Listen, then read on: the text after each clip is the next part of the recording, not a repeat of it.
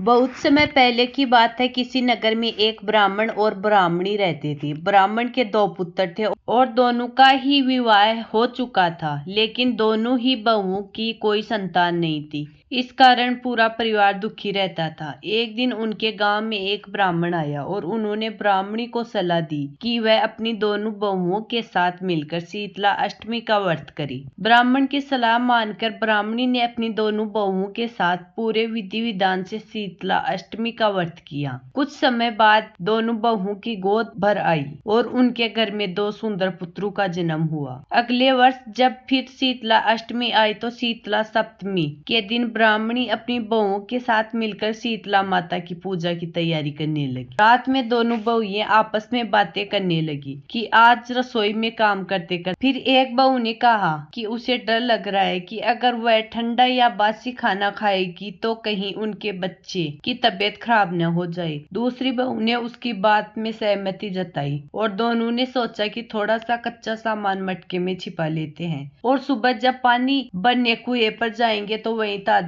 भोजन पकाकर खा लेंगे। अगली सुबह दोनों बहुएं पानी बनने के बहाने कुएं पर गई और वहीं आग जलाकर ताजा भोजन बनाकर खा लिया। फिर वे घर वापस लौटी। घर पहुंचने पर सास ने कहा कि आज पानी लाने में इतनी देरी क्यों हो गई। बहुओं ने कहा कि आज थोड़ी थकान थी इसलिए धीरे धीरे गए थे। तब ब्राह्मणी ने कहा कि कोई बात नहीं, जाओ जाकर बच्चों को उठा दो, अभी तक सो रहे हैं। जब दोनों बहुएं बच्चों को उठाने गई तो देखा कि बच्चों की सांसें नहीं चल रही थी। यह देखकर वे जोर जोर से रोने और चिल्लाने लगी। उनकी आवाज सुनकर घर के सभी लोग वहां आए। जब सबने देखा कि बच्चों की सांसें नहीं चल रही हैं तो ब्राह्मणी रोते हुए माता शीतला से प्रार्थना करने लगी कि उनसे कौन सा पाप हो गया जो इतनी बड़ी सजा मिल रही है। तभी दूसरी बहू से रहा नहीं गया और उसने कुएं पर भोजन पकाकर खाने वाली सारी बात अपनी सास को बता दी। यह सुनकर ब्राह्मणी क्रोधित हो गई और बोली कि तुम दोनों ने शीतला माता का अपमान किया है, अब मैं तुम्हें इस घर में नहीं रहने दूंगी। तुम दोनों इन बच्चों को लेकर घर से निकल जाओ और जब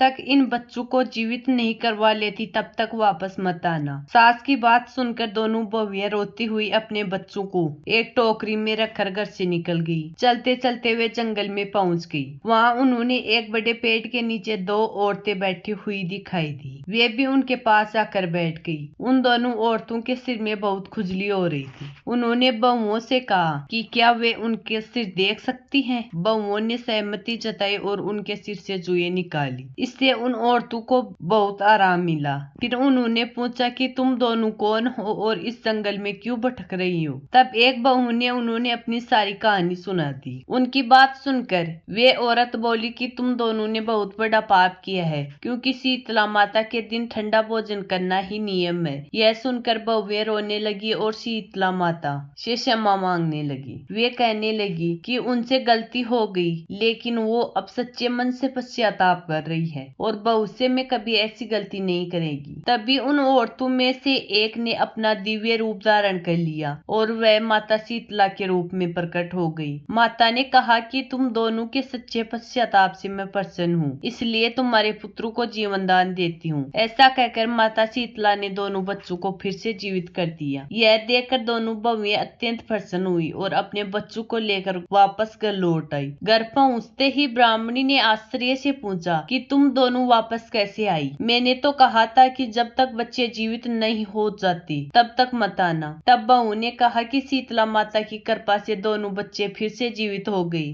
जब ब्राह्मणी, ब्राह्मण और पूरे परिवार ने बच्चों को जीवित देखा तो वे सभी अत्यंत प्रसन्न हुए और खुशी खुशी माता शीतला की पूजा अर्चना करने लगी। माता सीता के लिए दोस्तों चैनल को सब्सक्राइब करना ना भूलिए।